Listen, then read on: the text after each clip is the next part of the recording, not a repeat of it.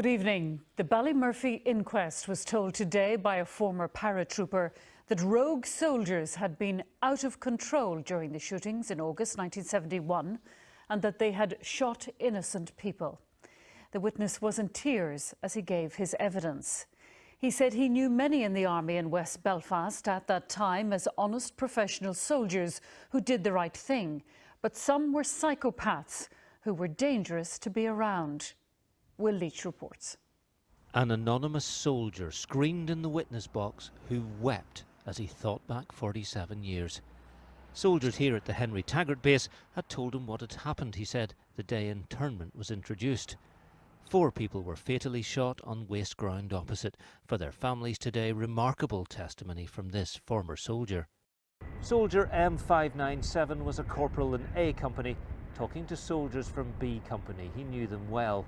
He said they were on a high, excited, proud, pleased, revelling in what had happened. They told him, he said, officers had lost control. And then M597 wept as he recalled seeing 3 or 4 bodies and realising, he said, that innocent people had been shot and killed. He said those soldiers were prepared to shoot anything that gets in the way. And he later told the court it was sheer bravado. Rogue soldiers were out of control, killing people in the street and knowing they would be protected. Staring straight at M597 in court, the families of those who died from the shootings that day. This is the big step in the campaign. It's confirming what the families have been saying all along, that these soldiers ran amok. These soldiers knew they would get off with anything they had done, shooting people in the street. And a recognition of what it meant for M597 to say all this. I think it was very brave of him to do it, and he is the first, and I hope there will be some more that do the same. M597 rejected claims in this book by a former fellow soldier, the barrister Harry Gow, of a sweepstake on who'd kill a gunman first. He said stories a skull was used as an ashtray were also lies. And he also rejected claims from a Ministry of Defence barrister that he hadn't been at the Henry Taggart base at all. M597 said everything changed that day, with chaos in Ballymurphy and chaos in the Parachute Regiment. He said many soldiers behaved professionally and properly, but others, he said, were psychopaths. As he left the court, he looked directly at the Ballymurphy families and said this: "I truly am sorry for any part I played in this." Will Leach, BBC Newsline, at Belfast Coroner's Court.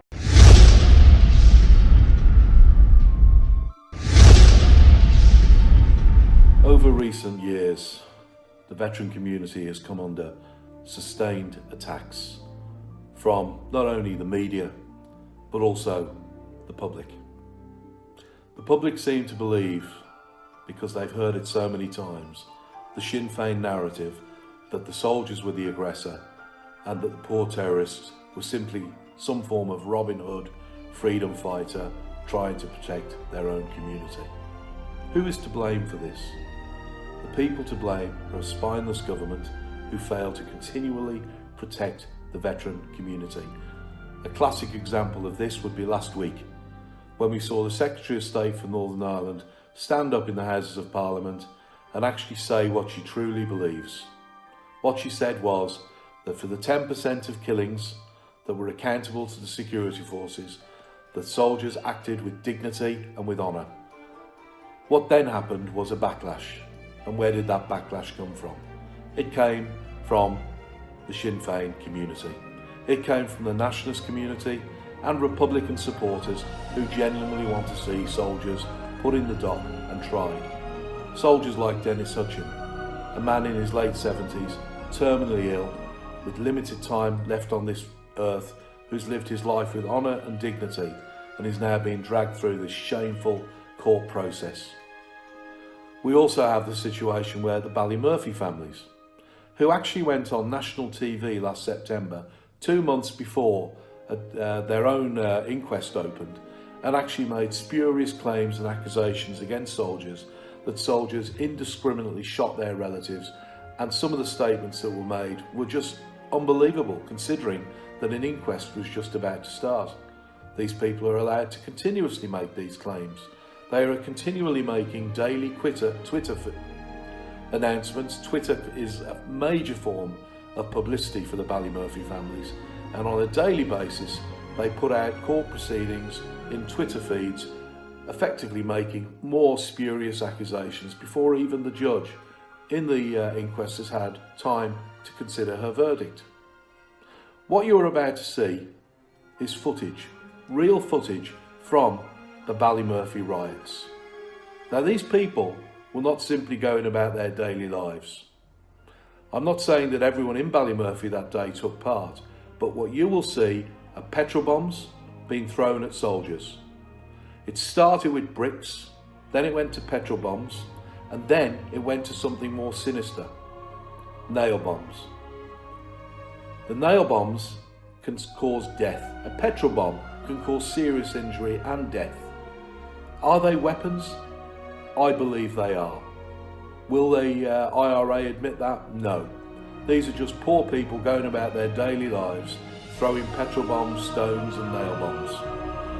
The footage you will see will prove that also rounds were put down upon those soldiers from automatic weapons. You will see the footage, and I will explain in that footage exactly what's happening. Now, this is real footage, these are real photographs, and this categorically proves what the British media do not want us to see. Not all of the British media, but some of the British media, Channel 4 in particular, who put out that shameful documentary in September of last year and accused soldiers of wanton murder. We'll now move on to the footage, and as we run through that footage, I'll explain exactly what's happening. Thank you.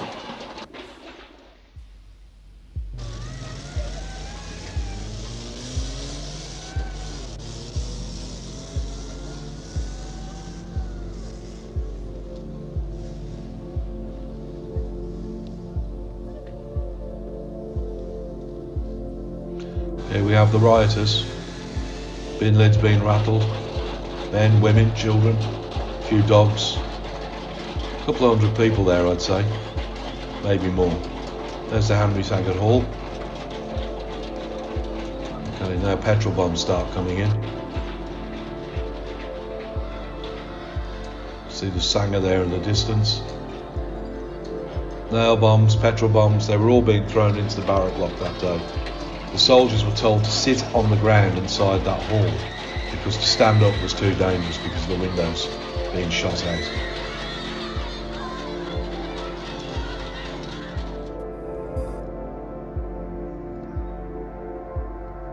A Saracen or a pig being hit by a petrol bomb. Look at the soldier with his baton gun and respirator. Look at the amount of debris on the ground there around him. Snatch squad being deployed.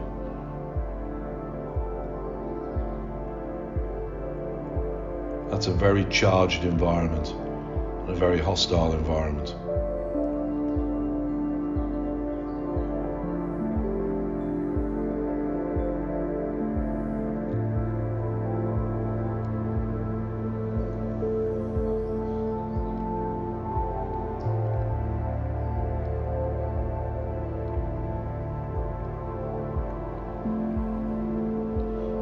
Line of troops here coming under attack from women, throwing bin lids at them. Group of youths here about to throw petrol bombs.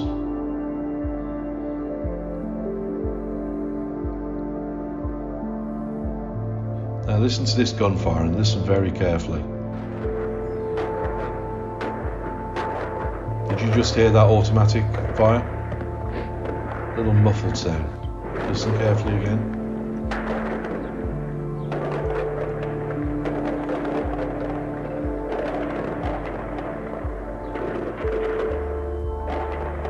Definitely hear automatic gunfire there. Now, the British Army didn't have any automatic weapons that day in Ballymurphy because we didn't use automatic weapons on the streets in the city area.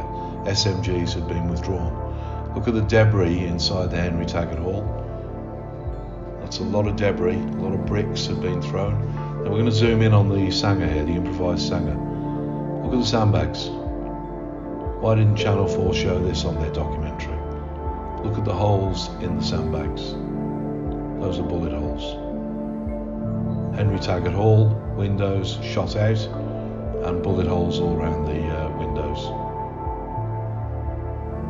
More bullet holes. Substantial debris. Look at this debris here. Now, this is either from damage or a lot of bricks that were thrown in. That's definitely bullet holes in the roof, and that's right adjacent to the Sanger. So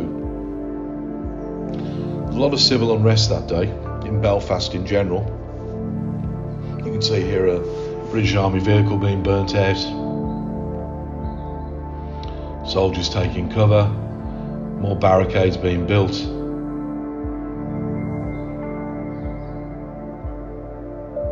And more rioting going on. Very, very charged environment. One can only imagine what it was like to be on the ground that day.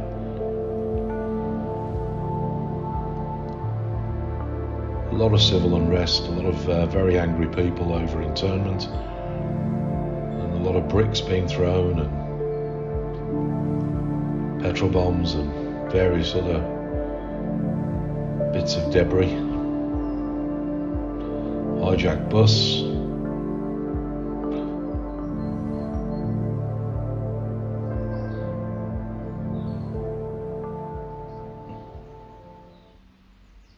In 1971, he was the Lieutenant Colonel commanding the 2nd Battalion of the Parachute Regiment. Now Sir Geoffrey Howlett is an 89-year-old former general who rose to be Commander-in-Chief of Allied forces in Northern Europe. The soldiers of his B Company were based here at the Henry Taggart and Vere Foster bases. 6 people were shot dead in this general area on the 9th of August. Their relatives sat in court today, right opposite the witness. During his evidence, General Howlett asked the coroner if he might address the relatives directly. He said he had enormous sympathy for their bereavement and added that his own father had been killed during the war in Italy when he himself was just 13, so he knew something of loss. He told a story of driving in Land Rovers at times under fire to the Henry Taggart base to find out what had happened. He described going in with 30 to 40 bullets striking around them. Of the 10 Ballymurphy victims, 6 were fatally shot on that first day. Whether they were IRA or not at the time, General Howlett told the court, "I don't think we quite knew." The Army narrative in 1971 was of a ferocious gun battle with the IRA and soldiers killing gunmen and a gunwoman. "I think that was our belief at the time," said General Howlett. "But that view changed," he said. "We realised that most, if not all, were not IRA." He told a barrister for the Taggart and Phillips families he now fully accepts the people shot were not members of the IRA firing at us. "I accept that." Outside, family members reflected on what they'd just heard. Coming from the commander of the Troop Power in August 1971, that is a big deal to families. That's a big lift for families today who waited just to hear that one word, innocent, after 47 years. General Howlett said he'd be surprised if his men had lost control and fired more than they should have. He also denied ever witnessing brutal behaviour by his soldiers. He said the introduction of internment that day in August 1971 had changed Belfast and created what he called a full-blown battle. Will Leach, BBC Newsline at Belfast Coroner's Court. A full-blown battle says it all. A full-blown battle. So the question has to be asked, why were these people on the streets that day?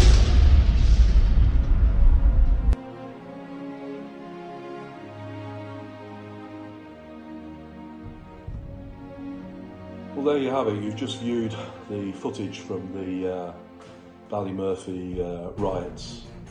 Now, that's original footage shot at the time, and I don't think it can be disputed. The evidence that you've seen. So you've seen the bullet holes in the sandbags, you've seen the petrol bombs being thrown into the Henry Taggart Hall, which is the temporary barrack accommodation for the soldiers. You've seen the damage to the Henry Taggart Hall, where bullet holes riddled into the hall itself around the window frames. Damage to the roof, looks like bricks, could be bullet holes around that area where the masonry's fallen down.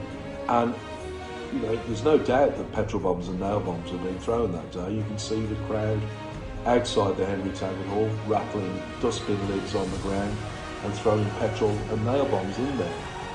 Now, I would argue that this is not a peaceful group of people going about their daily business.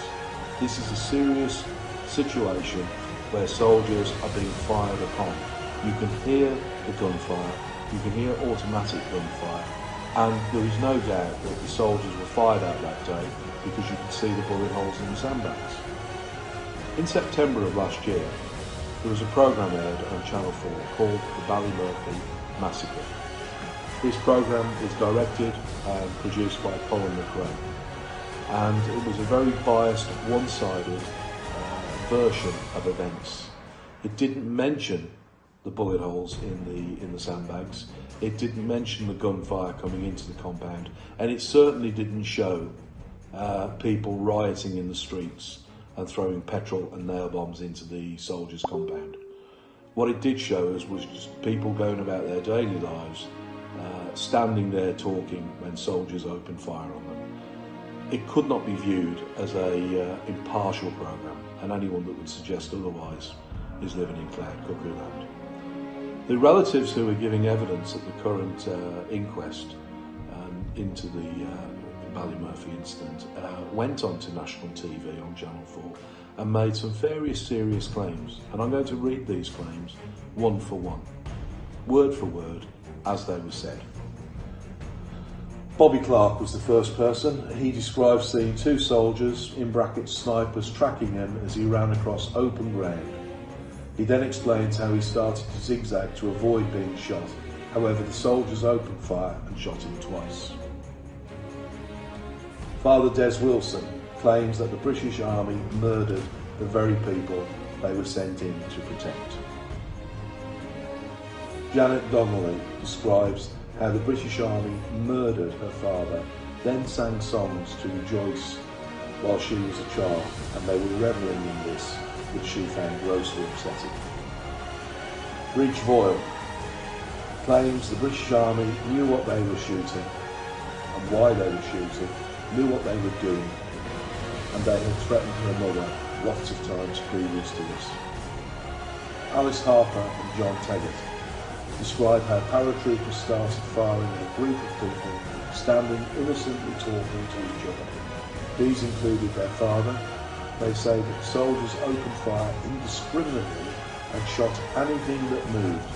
John Taggart then states his daddy was shot 14 times by soldiers. He then states that soldiers intentionally shot his daddy again and again. Alice Harper states that the paratroopers did the same to her father as the IRA did to her brother. Kevin Phillips describes how his brother, Noel Phillips, was shot indiscriminately by soldiers. He then makes the claim that his brother was executed at close range when a soldier told his wounded brother and shot him twice in the head, shouting the word, "See you next Tuesday," before shooting him twice. I find that statement so appalling as a veteran who served in Northern Ireland, that this man Kevin Phillips would make that claim, let alone some of the claims previously. That's the one that really sticks out in my head. I cannot imagine any professional soldier who served in the British Army standing over a wounded man and shooting him twice in the head. That is one serious accusation. And of course, they pulled out witnesses for this who claimed that they saw it as well. Kathleen McGarry describes how the British Army murdered her brother Eddie. He was shot in the back by a soldier. The British Army murdered my brother. Now, why were these relatives allowed to go onto national TV 2 months before the inquest started and make these accusations and claims? You have to ask, is this evenly balanced? One, we're seeing serious accusations being leveled against soldiers without any right for defence. And that certainly isn't an evenly balanced situation. Thank you for watching.